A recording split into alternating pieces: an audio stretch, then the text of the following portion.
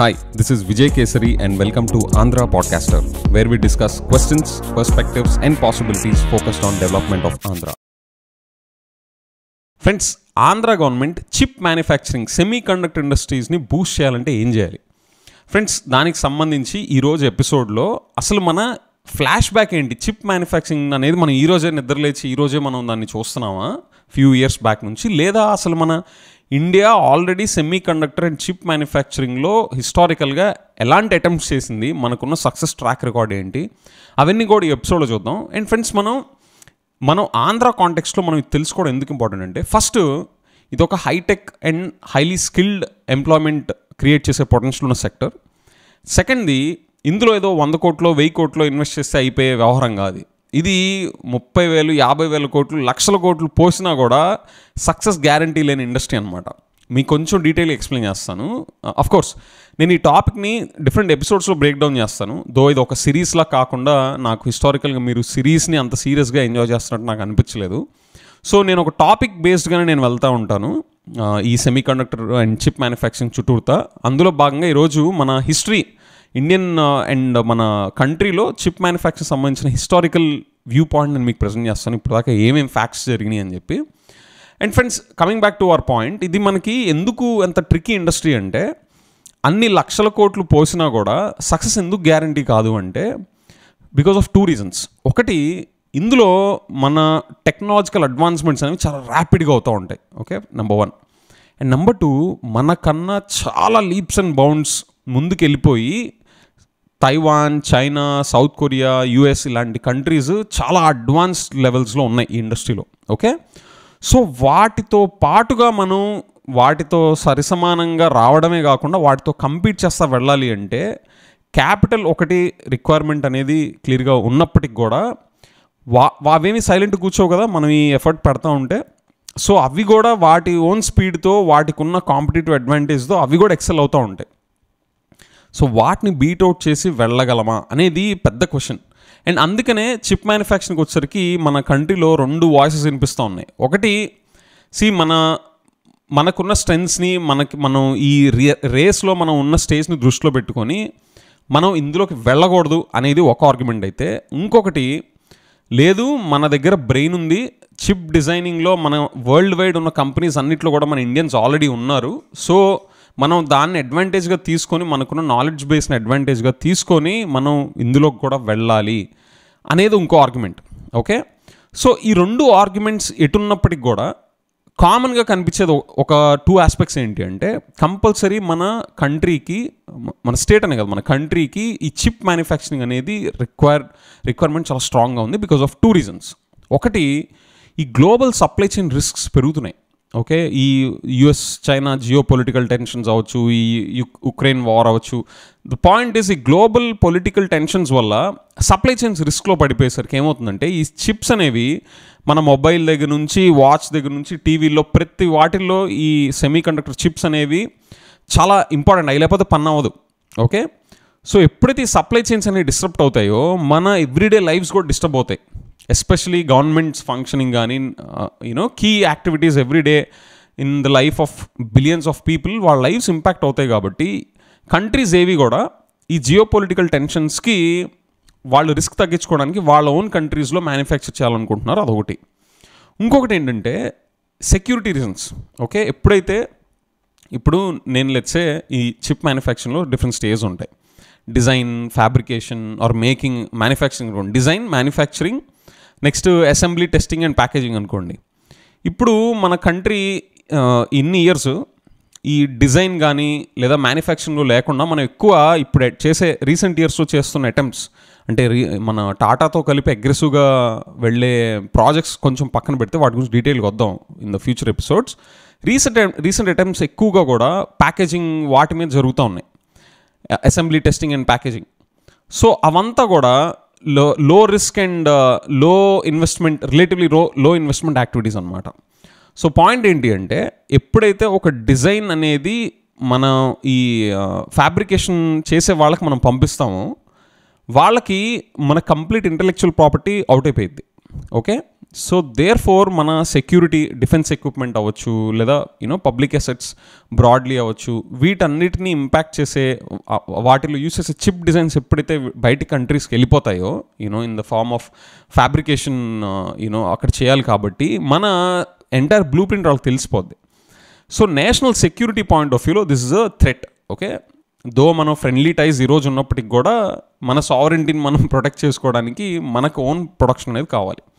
So మనం వెళ్ళాలి వద్దు అనేది రెండు ఆపోజిట్ కాంట్రాస్టింగ్ వ్యూస్ మన కంట్రీలో నడుస్తున్నా, ఇంకో వ్యూ ఏంటి అంటే మన సెక్యూరిటీ రీజన్స్ని దృష్టిలో పెట్టుకొని మన నేషనల్ సెక్యూరిటీ పాయింట్ ఆఫ్ వ్యూలో మనకు ఎంత కావాలో అంత మనం ప్రొడ్యూస్ చేసుకునే స్థాయిలో ఉండి మిగతా వాటిల్లోకి మనం వెళ్ళకూడదు అనేది కూడా ఒక పాయింట్ ఆఫ్ వ్యూ అనేది ఎమర్జ్ అవుతుంది as a third point of view. So ఇంత కాంప్లికేటెడ్ సెటప్లో ఉన్న ఇండస్ట్రీలో మన ఆంధ్ర ఎక్కడ అడ్వాంటేజ్ తీసుకోవచ్చు అంటే ఫస్ట్ మనం ఇండియా ఎలాంటి పొజిషన్లో ఉందో తెలుసుకోవాలి.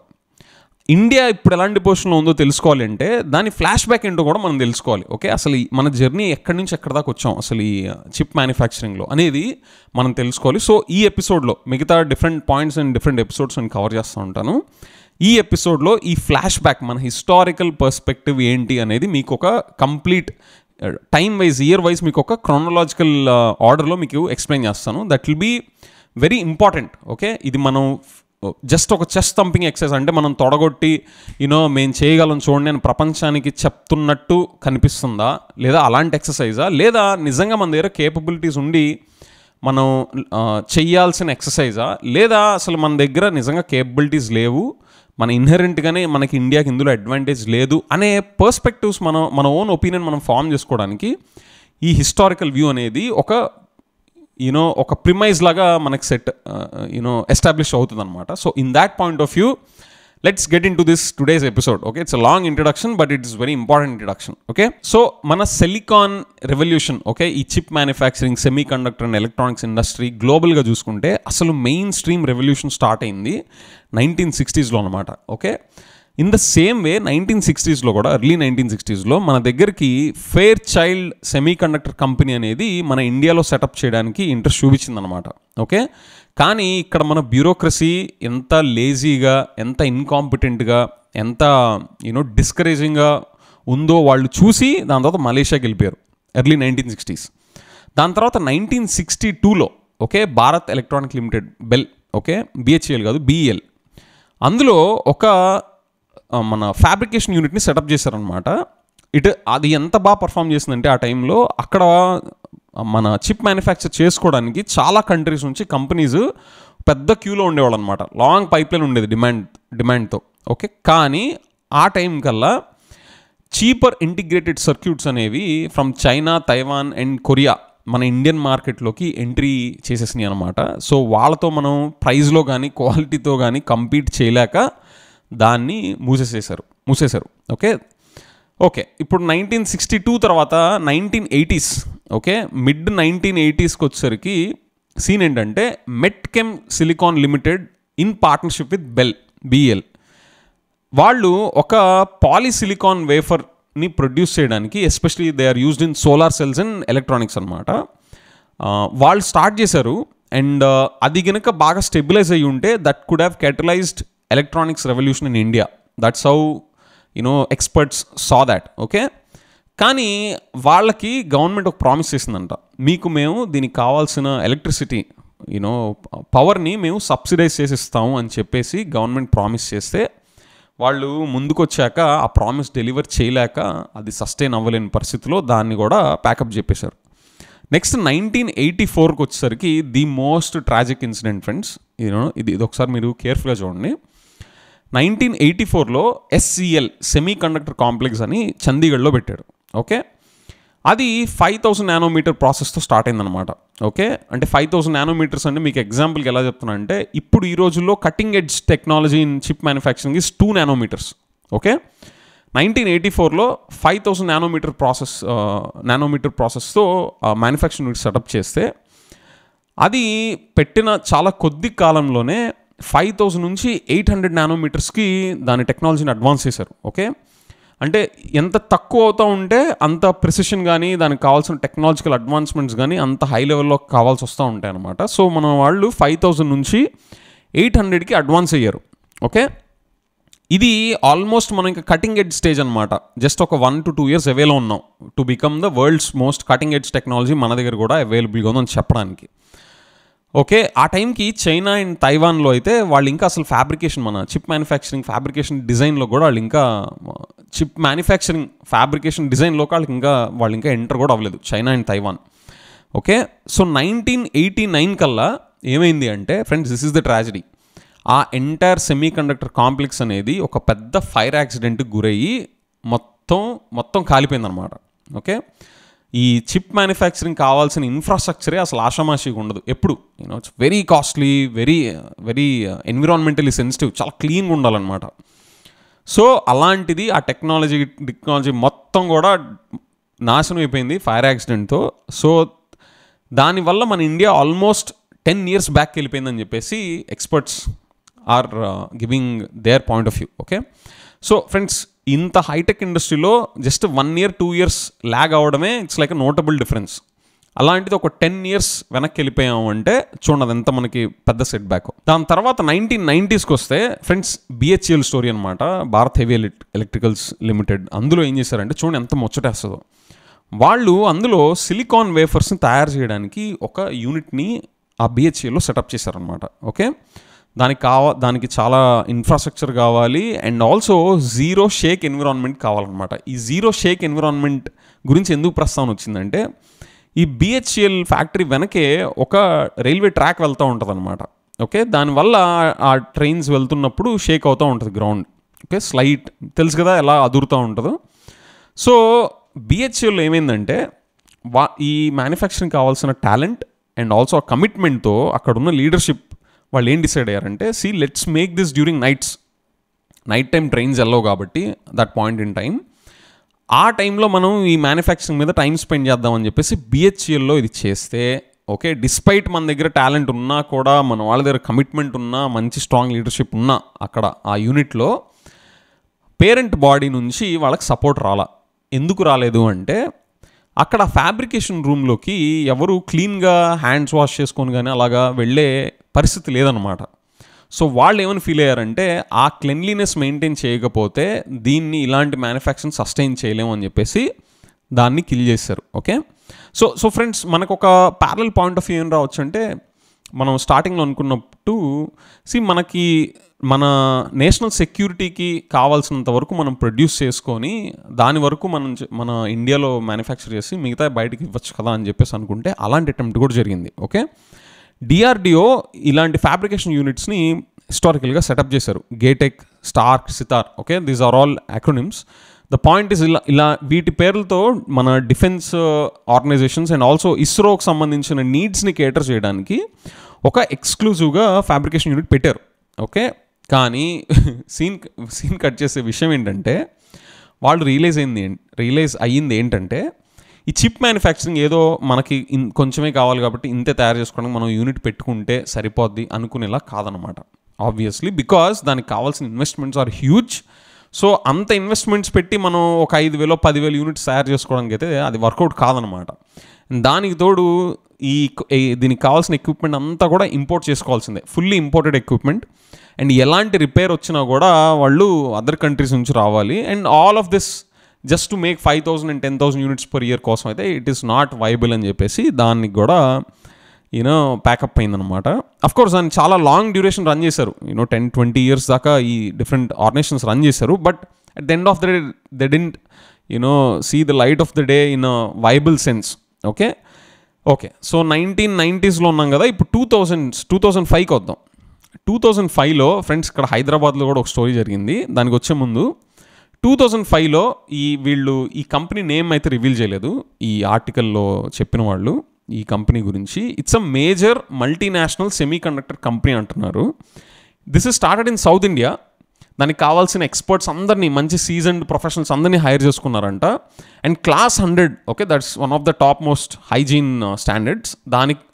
ఆ స్టాండర్డ్లో ఫ్యాబ్రికేషన్ యూనిట్ కావాల్సిన హైజీన్ రిక్వైర్మెంట్స్ని, ఎన్విరాన్మెంట్ కూడా సెటప్ చేశారు. కానీ వాళ్ళు స్టార్ట్ చేయాలనుకుంటున్న ప్రతి స్టెప్లో వాళ్ళకి రోడ్ బ్లాక్స్ ఎదురైనాయి అంట. చివరికి ఏమైపోయిందంటే దానికి కావాల్సిన ఎక్విప్మెంట్ యూఎస్ నుంచి తెప్పించుకోవాలి కదా, ఆ ఎక్విప్మెంట్ అంతా కూడా నెలలు తరబడి పోర్ట్స్లో ఇరుక్కుపోయిందనమాట. అది క్లియర్ చేయను లేదు. అండ్ దాని మీద హెవీ ఇంపోర్ట్ డ్యూటీస్. జనరల్గా ఇలాంటి అడ్వాన్స్ టెక్ ఎవరైనా చేస్తున్నారు అంటే గవర్నమెంట్ దాన్ని కన్స్ట్రక్టివ్ వేలో మన ఎకానమీకి హెల్ప్ అవుతుంది అన్న పాయింట్ ఆఫ్ వ్యూలో చూసి ఇంకా సబ్సిడీస్ ఇవ్వాల్సింది పోయి, ఓకే, గవర్నమెంట్ వాటి మీద excessive import duties since that is being imported, and దాంతోపాటు అన్ని నెలలు అది షిప్ మన పోర్ట్స్ దగ్గర ఉండేసరికి డెమరేజ్ ఛార్జెస్ బీపచ్చంగా ఉండేసరికి వాళ్ళ వల్ల అవ్వక ఆ సరుకు ఆ ఎక్విప్మెంట్ అట్నుంచి అటు చైనా పంపించారనమాట. చైనా వీళ్ళకి మంచిగా ట్రీట్ చేసి రండి సెటప్ చేయండి అని చెప్పి శుభ్రంగా వాళ్ళు అక్కడ 4,000 జాబ్స్ని క్రియేట్ చేసే ఫెసిలిటీని కూడా సెటప్ చేశారు. Okay, this happened during 2005. And ఈ స్టోరీ చూసి ఇంకొక ఎంఎన్సీ కూడా ఇక్కడ ఆల్రెడీ మాకు ఇంట్రెస్ట్ ఉంది మేము పెడతామని చెప్పిన వాళ్ళు కూడా దీన్ని చూసి వాళ్ళు వెనక్కి వెళ్ళిపోయారంట. They withdrew their application. ఇదే టైంలో 2005లో మన హైదరాబాద్ అవుట్ సైడ్ రీజన్లో ఒక 2,000 acre ఫ్యాబ్ మ్యానుఫ్యాక్చరింగ్, చిప్ మ్యానుఫ్యాక్చరింగ్కి ఒక 200 acres అలొకేట్ చేశారంట. కానీ allocation in the sense plan was made ready, but that was also failed miserably. దాన్ని కూడా ముందుకు తీసుకెళ్ళలేకపోయారు. ఓకే, ఇప్పుడు 2005 దగ్గర ఉన్నాం. ఇప్పుడు 2012-2013 ఓకే, డాక్టర్ మన్మోహన్ సింగ్ గారి గవర్నమెంట్ టైంలో ఒక 39,000 crores బడ్జెట్ అలొకేట్ చేశారు. Okay, to setup 2 fabrication units. Okay, ఇది Jaypee group along with IBM and HMSC okay వాళ్ళు బిడ్ చేశారనమాట, మేము చేస్తామని చెప్పేసి. And Gujarat government, okay, hear me out very clearly, Gujarat government readily offered all infra and allocated 300 acres of land around Gandhinagar.